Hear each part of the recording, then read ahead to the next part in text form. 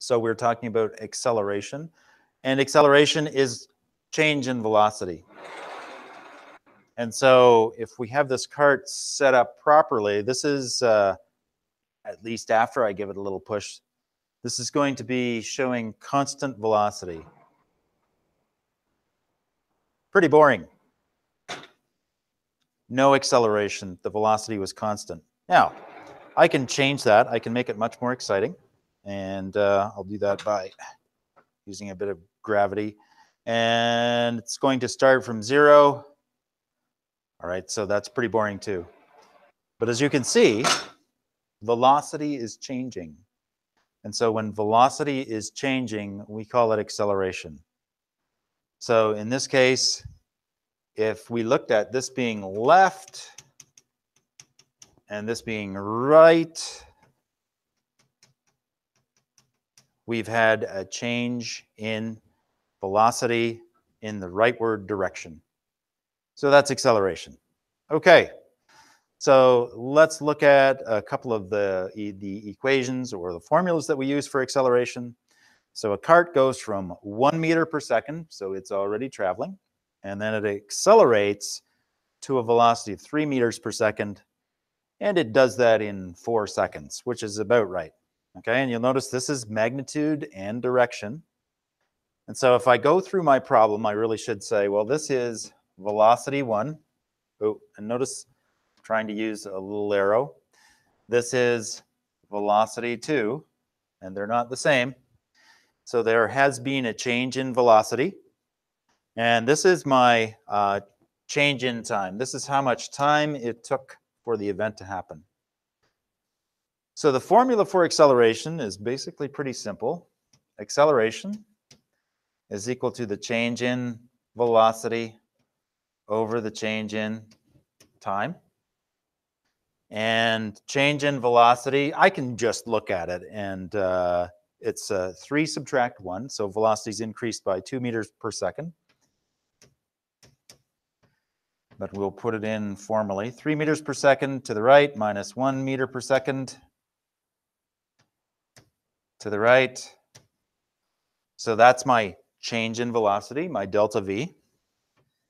And delta T is just given to me as 4 seconds. And so ultimately, this becomes 2 meters per second every 4 seconds. And so that means that this is 0.5. In other words, it's increasing in velocity by 0.5 meter a second every second. So you'll see this sometimes written as 0.5 meters per second per second. When we divide fractions, we convert it into meters per second squared. So when you see this meters per second squared thing, it actually means meters per second, 0.5 meter per second every second.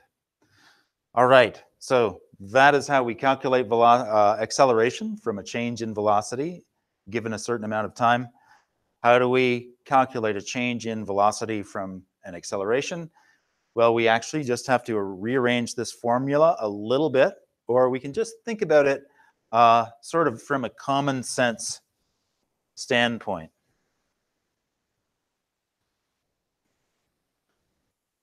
So let's say a cart's, sorry, carts aren't that exciting, but on the other hand, it's not that contrived. Right, so this cart is accelerating at 1.5 meters per second squared. In other words, every second it increases its velocity by 1.5 meters per second. So it does that for 5 seconds. If it starts from rest,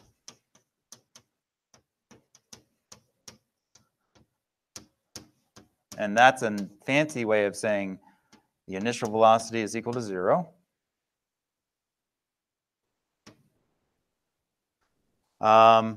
What is the acceleration?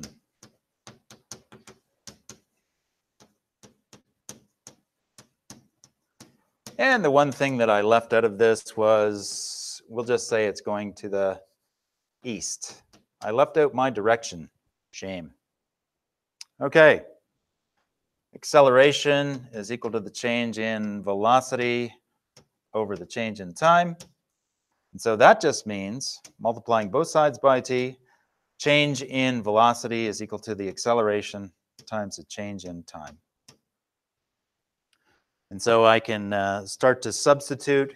It's accelerating at 1.5 meters per second squared, or 1.5 meters per second every second for 5 seconds.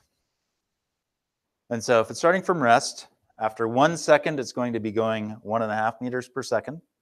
After 2 seconds, it's going to be going 3 meters per second.